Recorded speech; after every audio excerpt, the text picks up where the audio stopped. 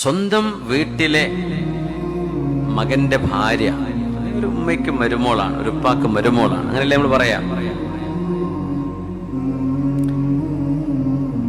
അവരെ മകളായിട്ട് കാണാൻ ഉമ്മക്ക് കഴിയണം, ഭർത്താവിന്റെ ഉമ്മയെ ഉമ്മയായിട്ട് കാണാൻ ഈ മരുമോൾക്കും കഴിയണം. വേണ്ടേ?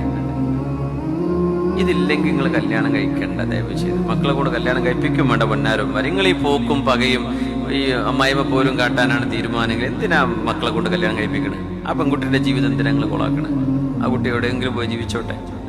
നിങ്ങളുടെ മകന്റെ ഭാര്യ നിങ്ങൾക്ക് ശത്രുവാണെങ്കിൽ എന്തിനാ നിങ്ങൾ മക്കളെ കൊണ്ട് കല്യാണം കഴിപ്പിക്കണേ? ആ കല്യാണത്തിന്റെ വളർച്ച ചോറ് കൊടുക്കുന്ന മനുഷ്യന്മാർക്ക് എന്തിന് പിന്നെ ഫുള്ള് മരണം വരെ ശത്രുത കാണിച്ച് ജീവിക്കാനോ? ക്ഷമ എന്ന് പറഞ്ഞ സംഗതി ഇല്ലാന്ന് മാത്രമല്ല, സ്വന്തം മരുമക്കളിൽ അവർക്ക് ദുരന്തം വരണം എന്ന് ആഗ്രഹിച്ച് സിഹർ വരെ ചെയ്തിട്ട് തളർത്തിക്കളയുന്ന അമ്മായിമാരുണ്ട് എന്ന് കേട്ട് ഞാൻ